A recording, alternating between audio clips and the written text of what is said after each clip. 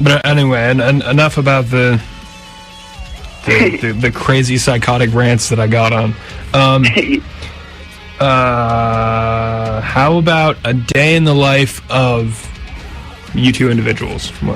A day in the life of Mark and Mika. Well, you could obviously hear some noise right there. Day in my life is working on a site. I do landscaping, and occasionally I do merchandising on the weekends.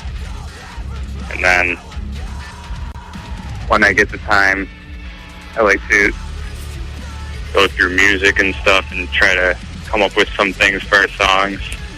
But now we're basically in the final stages, so that's a weight off my shoulders. Mm-hmm. I don't have to really worry about that too much.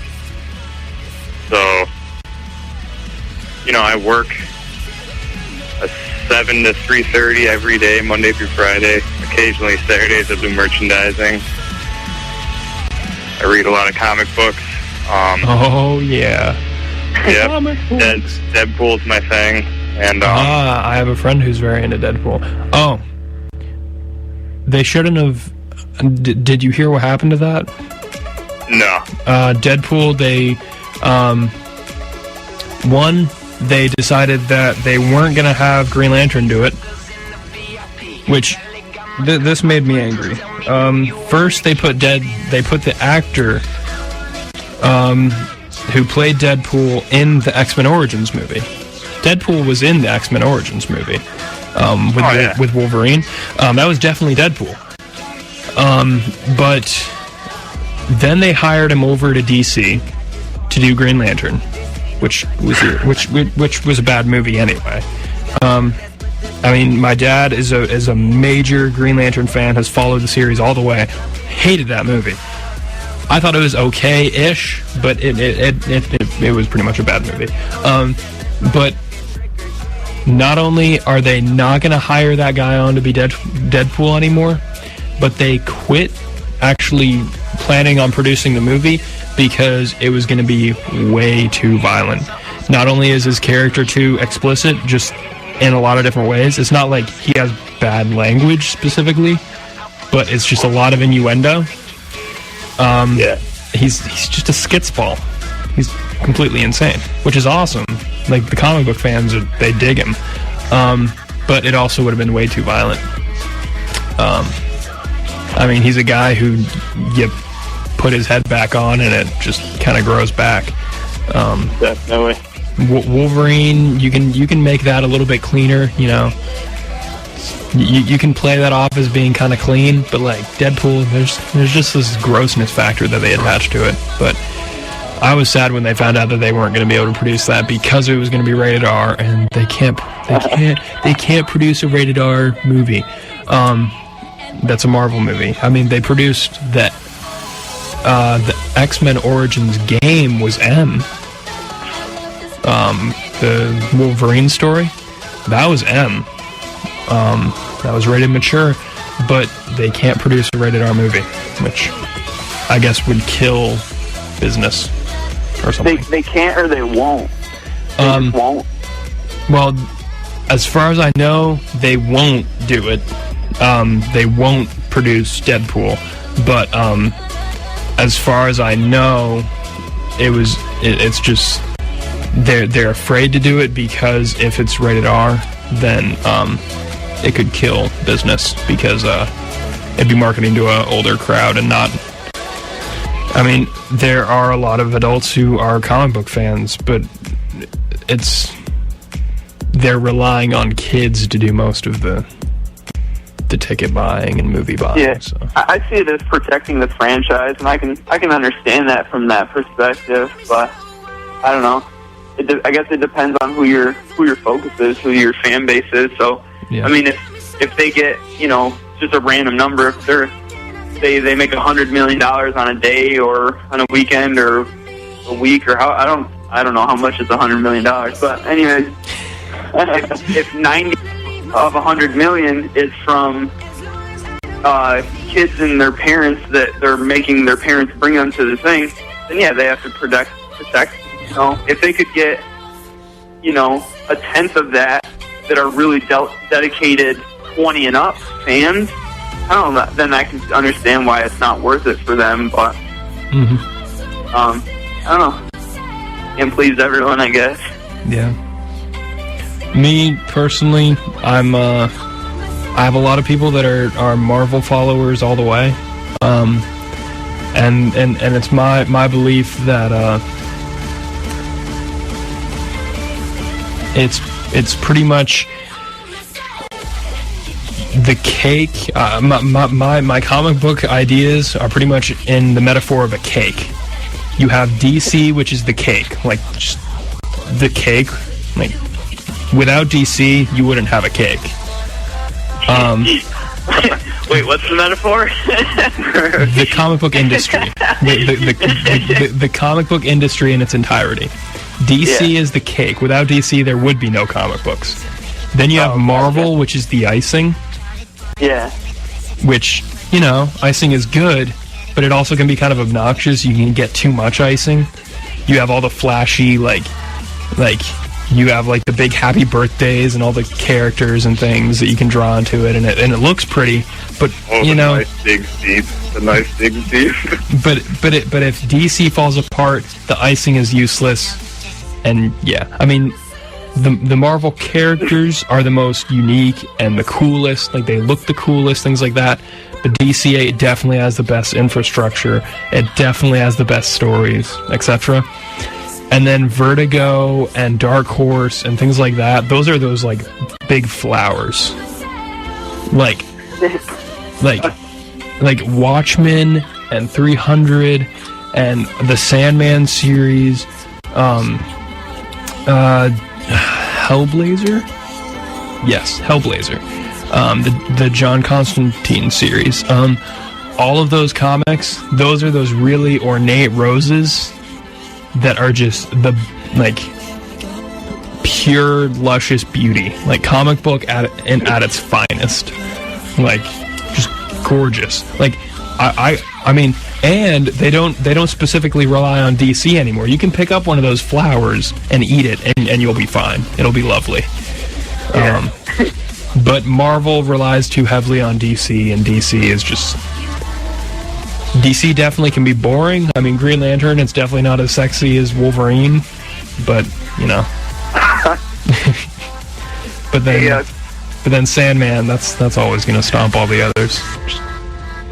Word. Honestly, I'm not a comic book dude at all. Most of this is over my head. But I don't know. Oh, here's what I know. I saw the Avengers and it was awesome. I wasn't expecting a good movie.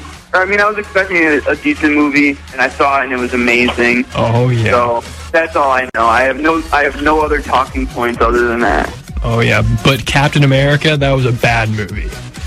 It was promoting America way too much. Like, but promoting it in like an obnoxious way.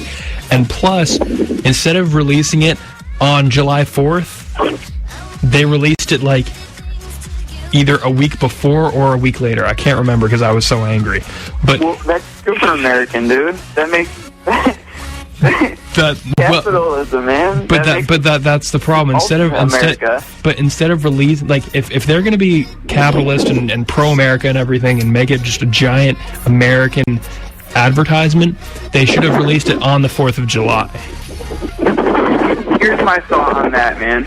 I was buying groceries like a month ago, and I saw a Halloween display. Mm-hmm. So them putting it out a week before the 4th of July, to me, that's even cutting it close. As opposed to, I would think they would have put it out in like February. Because I see. I season overlap. But I think that it would have been better if they had released it on the 4th of July, because then it syncs together so perfectly. Yeah, but everybody's at parties getting wasted on 4th of July, so that's probably they wouldn't have been able to get people in the theater. But I hear what you're saying, man. I hear what you're saying. So I'm gonna assume that you guys' inspiration is God. Yeah, for sure, main inspiration. What is you guys' advice to outside musicians and bands? Oh, wow. I have a lot of advice. Like, if I was, talking with somebody one-on-one, I would tell them a bunch of different things. But, I would say the one thing that I feel like has really made this divided world successful, I'm not saying that we're crazy successful at this point, but the thing that I think has gotten us to the point that we are, and also will continue to move us in the right direction, is just thinking outside the box a little bit. And you have to look at bands. I'm not talking about musical influence at all. I'm talking about purely in business sense, in how you present yourselves, how you perceive yourself as a band. All those things is just really think about things a lot. Like, for example, I heard about this one band that was following this gigantic tour around. It was something I don't even remember what it was, but some indie band. They had CDs, they had merch, they just followed this tour around. They weren't a part of the tour, they didn't know any of the people in the band, but it was some, all across the state. They come back, just from so say that you're at a venue and there's a whole line of people around the block. I think they would just walk up to people, hey, check out our CD. Do you want to buy a CD? Do you want to donate to us? Would you buy a T-shirt? All this different stuff. That maybe they went to the shows every night. I don't know the whole story. I just heard it from a friend in passing. He said they raised $250,000 just by following this 3-month tour around. And so now that's not something we've done with this divided world, but things like that. Don't be okay, first we need a 3-song demo. We'll start little. We'll do it in a garage. Somebody will record it for free. Then we need to start booking local shows. We'll start with a battle of bands because no one's gonna book us yet. All these things that bands typically do. Really critically think about all those things. And for us, one of my old buddies, he does stickers and he puts out T-shirts. He just started a clothing line and all this stuff. A few of my old friends are involved with it, and I was like, hey dude, can you make some stickers for us? And so we put it up on our Facebook and all these pages that we have stickers. I saw that. We'll mail them out, we'll pay the postage, and we'll send them to anybody anywhere in the world for free. Nobody does that, and that's something that we feel can really, maybe somebody that's okay, well, I don't really love metal, but they're sending me this free sticker. That could be a fan for life right there, just because of a little 50-cent sticker. Mm-hmm. So just really think of crazy things and make stupid, funny videos on YouTube that will get 1 million hits and do different things like that. But really, as far as musically, my advice, and a lot of people will probably have a total opposite disagreement for this, is if you're a pop punk band, don't try and be an experimental pop punk band. Just be a pop punk band. Do that really good. Use only 4 chords per song, and just have super catchy melodies, and do that. If you're a death metal band, then let the guitar be up front. Don't try and take some crazy 9-string guitar and mix it with I don't know. I get progression and moving forward and crossing genres and all that stuff, but whatever you're gonna do, don't be 50 genres. Be whatever you're going to be and really be it. So, even if you want to be dance metal, be dance metal 100%, But that's a pretty controversial viewpoint. So I actually agree with that a lot.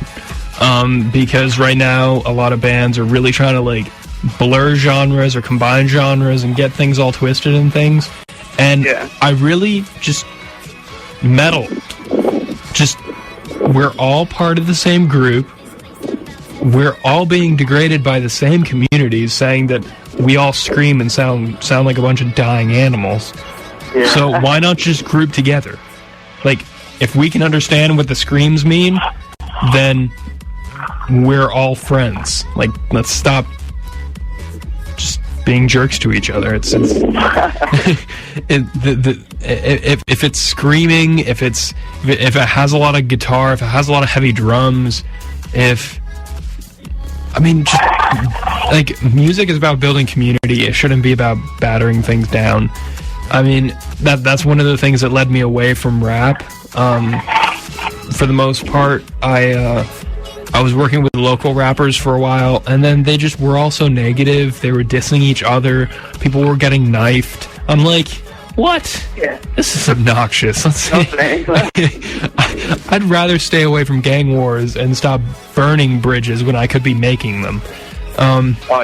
So yeah, if when it comes to bands, like, just like having all those barriers and being like, no, I'm not a DJ in metalcore band. I'm not a progressive thrash metal whatever. I'm like, it doesn't need to be that specific. It hurts your brain just to say your own genre. I'm like, stop. You're metal. You play some cool rock. It's all rock and roll. I mean, you can't, like, you play it in the car and kiss your girlfriend. I mean, it's all the same stuff. Right, Mark? just like that. Just like that. so just play it in the car and kiss your girlfriend. That's probably going to be our next T-shirt design. I mean, that's where rock and roll came from. Because you rock the car, and the car is rolling, and then the music that's where it came from. The music that was being played while the car was rocking back and forth and rolling, that's why it turned into rock and roll. But death metal was because the dude was rolling on stage and someone threw a rock at him. Rock a person until their head rolls off. Like, well, that was after rock and roll was already in place. That was in the 80s and 90s when the hardcore bands started coming out and things like that.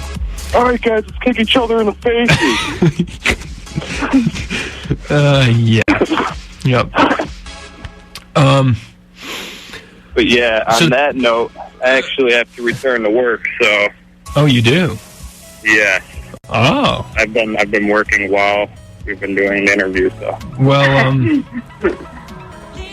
I'm good to stick around, man. I still have 7 more questions. Take a rain check, Mark. All right. Well, thank you, Mark, for calling in. Definitely. And hopefully we can get you back on the show sometime. And for sure, I'll definitely get. I'll see if I can get you guys an MP3 of this so you can. And yeah. But thank you for calling in. Definitely. Thanks for having me. And good luck with work. All right. Yeah. Keep it metal, guys. Have a good day, man. All right, I will. Later.